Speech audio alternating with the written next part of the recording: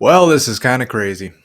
I started this channel because I'm an OT and my daughter has autism, and I'm like, you know what? I'm going to teach people about autism. Then I get on autism TikTok and I start learning, and come to find out, I'm 99% sure I'm autistic.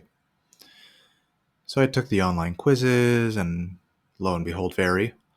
And I listened to the different TikToks and YouTube videos on the subject matter. I seem to agree with all of it.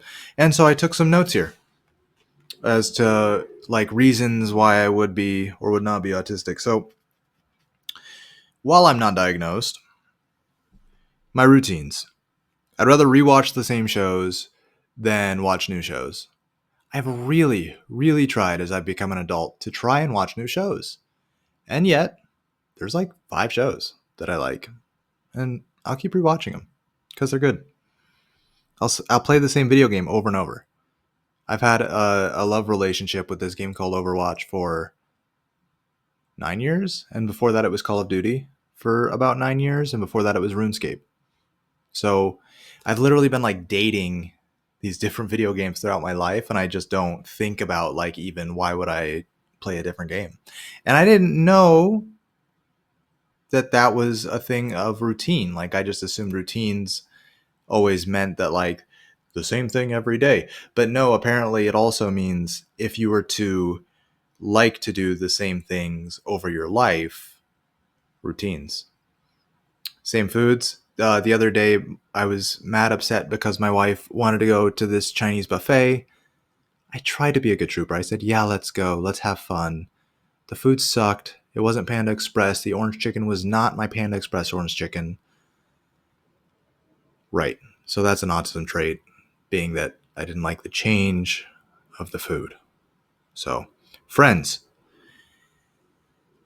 When I'm thinking about my friends, I'm not thinking about trying to find people who strategically help me improve in my life. Like, I was talking to somebody recently who said that they find friends who will help them get to their goals.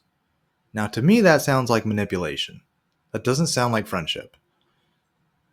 Apparently, that's an autistic thing, according to TikTok, that you don't you're not out there trying to find friends that'll boost you up. You're just out there trying to find friends that you like being around. I don't know. I don't know that I agree that's an autism thing, but according to the internet. Another thing with my friends, I like friends that are into one or two topics. And I think that's because it makes me feel safe. It makes me feel safe. If I know this person's going to talk about A and B, then I can prepare. I can go watch A and B. I can go do A and B, read it, whatever. And then I'm involved in their life easily. Whereas like a loose cannon who doesn't have special interests, like who are they? They're so random. They're so not identifiable. And that is challenging to me. So I like my friends to have special interests. And plus, special interest people are the best people for me because then I get to learn everything about that thing and it's just fun. Like I have my special interests, dirt bikes, cars, this now, and jujitsu, like my 3 or 4 things. And when I find someone else with their 3 or 4 things, I find them interesting because I'm like, oh, that person, they really dive deep. You know, they're not just surface level people. Apparently, I like autistic people. I don't know. I don't know what I'm learning from the internet here. The last thing is that I like friends who avoid small talk because I just don't get it. And I knew that was an autism trait, but I don't know. I just ignored it in myself, I guess. I'm like, oh, it's just one thing. But then when you start digging, it's many things. I'm almost done here. The last section was feelings. These are the ways that I feel that, according to the internet, means that I lean towards having autism. My feelings are generally avoided or unexpressed. And what I mean by that is that they'll come up and then I will try and do something to distract myself from them. And I will just continue to distract myself so that I don't have to deal with it. And when I do sit and deal with it, I prefer to do it alone. I prefer not to talk to somebody about it, because talking about feelings to me